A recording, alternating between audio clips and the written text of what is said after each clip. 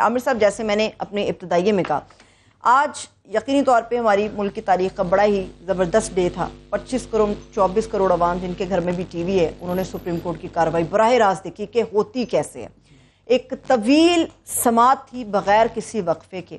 ایک اہم کیس، ایک اہم معاملہ جس کے اوپر فل کورٹ آج بیٹھا اور سب نے دیکھا وہاں پہ کارروائی کیسے ہو رہی ہے۔ آپ کو لگتا ہے کہ نئے چیف جسٹس کے ساتھ نئے دور کا آغاز ہو گیا ہے؟ جی بالکل، تاریخ بڑے حوالے سے آج رقم کی گئی ہے نئے چیف جسٹس کے آنے کے بعد سے۔ پہلی تو بات یہ ہے کہ یہ بڑی خوشائن بات ہے کہ ہمارے بڑی جو کنٹینشیس ایشو، جو کنٹروورشل ایشوز ہو چکے ہوئے تھے، جن کی وجہ سے ساری سیاست پھنسی ہوئی تھی، ساری عدالتیں پھنسی ہوئی تھیں اور پورا ملک ایک جکڑا ہوا تھا، تو وہ یہ جو آپس میں تقسیم تھی سپریم کورٹ کی، اس کی وجہ سے ایک بہت زیادہ ہمارا یہ بحران بڑھتا جا رہا تھا اور اس کی وجہ سے فیصلے نہیں ہو پا رہے تھے۔ ایک بے یقینی کی ایک فضا جو تھی بن چکی بھی تھی۔ تو ابھی کم از کم ہم اس پہ بات کر رہے ہیں تو یہ امید جاگ گئی ہے کہ اس مسئلے کا حل نکلے گا۔ اس کی وجہ سے سارا ملک جکڑا ہوا ہے، تو ان کے اوپر فیصلے ہو سکیں گے، ون وے اور اندر کلیئر ہو یہ معاملہ تاکہ آگے چل سکیں۔ So it's a way forward, move forward ہم کر رہے ہیں اس کے اوپر۔ تو پہلے تو یہ کہ اس امید کا ہونا بڑا ضروری ہے کہ عدالتوں کے اوپر جب لوگوں کا ایمان نہیں رہتا، عدالتوں کے اوپر بہت زیادہ تنقید ہوتی ہے، تو وہ آپ کی امید ٹوٹ جاتی ہے ملک کے لیے، جمہوریت کے لیے، قانون کے لیے۔ تو یہ امید جو دوبارہ برقرار ہوگی ہے کہ یہ فیصلے اور ڈائگنوسس اگر ہو رہا ہو، ان پہ بات چیت ہو رہی ہو، تو مسئلے کا حل بھی نہیں آتا۔ جب بات چیت ہی نہ ہو رہی ہو تو مسئلے کا حل نہیں نکلتا۔ تو کم از کم ایک تو عدالت کی اندر یہ بات چیت ہو رہی ہے اور اس طریقے سے ہو رہی ہے کہ یہ پورا پاکستان، جس طرح آپ نے کہا، پورا پاکستان دیکھ رہا ہے۔ سو یہ بھی ایک بڑا ایک اچھا آغاز ہے کہ دنیا بھر میں یہ بحث رہتی ہے کہ مختلف ملکوں میں کافی جگہوں پہ یہ عدالتوں کے اندر پروسیڈنگ جو ہیں دکھائی جاتی ہیں، کئی جگہ نہیں دکھائی جاتی، تو یہ بحث رہتی ہے۔ تو میں سمجھتا ہوں پاکستان جیسے ملک کے اندر بجائے اس کے کہ ہمیں تو بہت زیادہ ضروری ہے کہ پارلیمنٹ بھی، جس طرح کئی دفعہ اعلان ہوتا ہے مگر پھر وہ بیک آؤٹ کر جاتے ہیں، تو یہ عدالتیں بھی کھلی جائیں تو یہ بھی بڑی خوشائن بات ہوگی۔ اس کے اوپر بھی ہے۔ دوسرا میں سمجھتا ہوں ایک اور آپٹکس جو بڑی اہم تھی، جسٹس فائز عیسیٰ صاحب نے اپنی حلف برداری تقریب کے اندر اپنی جو بیگم صاحبہ کو، سرینا عیسیٰ بی بی کو ساتھ میں کھڑا کیا، تو یہ بھی ایک بڑی نئی ابتدا ہے کہ ہم نے یہ ایک بالکل فیملی، جو بھی انسان کی ترقی ہوتی ہے اس کے پیچھے اس کے بیوی بچے، خاندان کا بہت زیادہ حصہ ہوتا ہے۔ سو وہ یہ بھی ایک اچھی میں سمجھتا ہوں ابتدا ہے۔ اور ساتھ میں کیونکہ یہ جو موجودہ اس وقت بینچ ہے، اس کے اندر پہلی دفعہ ہوا ہے کہ 2 خواتین جج بھی سپریم کورٹ اندر پہنچی ہیں، تو یہ جو خواتین کی شمولیت جو ہے بہت اہم چیز ہے۔ تو ابھی کیونکہ اتنے زیادہ آپٹکس ہیں، مگر میں یہ ضرور کہوں گا کہ یہ ٹی وی پہ آنے کے جو ہے نا، یہ بڑا اس کو سوچ بچار کے دیکھا جائے گا کہ آئندہ اس کا کس حد تک چلایا جائے گا۔ کہ ابھی چیف جسٹس صاحب نے کہا یہ پائلٹ پروجیکٹ ہے، یعنی اس کے اوپر تجربہ کیا جا رہا ہے، اس کے اچھے برے اثرات ہوتے ہیں۔ اچھے تو ٹھیک ہے، بڑی بات ہے کہ ٹرانسپیرنسی ہوتی، پوری دنیا اس پہ، پاکستان کیا پوری دنیا میں دیکھا جا رہا ہے، انڈیا میں بھی دیکھا جا رہا ہوگا پاکستان کی سپریم کورٹ اس کا کیا اہلیت ہے، کس قسم کے ایشوز ہیں ہمارے،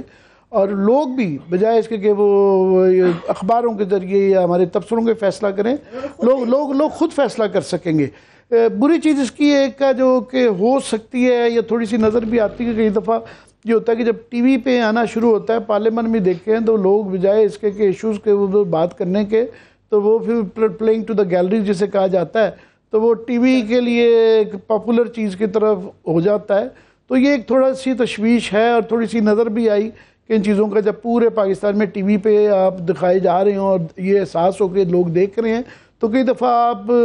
انصاف اور قانون اور آئین سے ہٹ کے جو ہے وہ آپ جو start playing to the galleries, وہ آپ کی ایک نظر جو ہے نا اس پہ بھی آ جاتی ہے کہ جی مجھے ٹی وی پہ نظر آنا چاہیے۔ تو یہ اس لیے سوچ سمجھ کے یہ فیصلے کرنے ہوں گے، اتنا نہیں ہے۔ دوسرا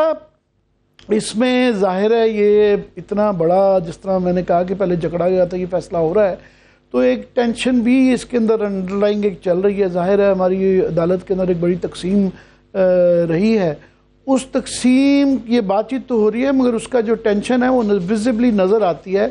ذرا کہ اس کے اندر جو تقریباً 5 کے قریب میرے خیال ججز ہیں، जिन्होंने अज खुद नोटिस के हवाले से बेंचेस पे बैठने से इनकार कर दिया हुआ है,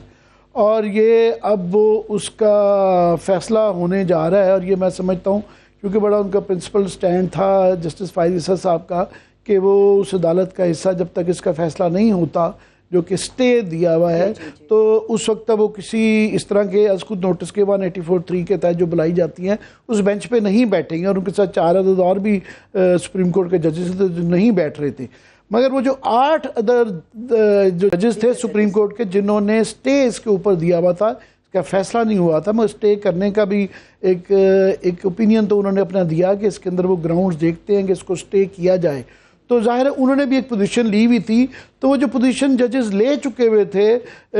15 जजेस में से तकरीबन 12-13 ने पोजीशन एक ली हुई है इस पे, तो वो इसलिए अपनी पोजीशन को भी वाज़े कर रहे थे, उसको एक नुमायां तौर पे पेश कर रहे थे। तो एक बड़ी एजुकेटिव भी थी और एक बड़ा उस पर था। मगर मैं चाहूँगा कि ये सारा दिन ये चलती रही, आम आदमी ने अपना ओपिनियन दे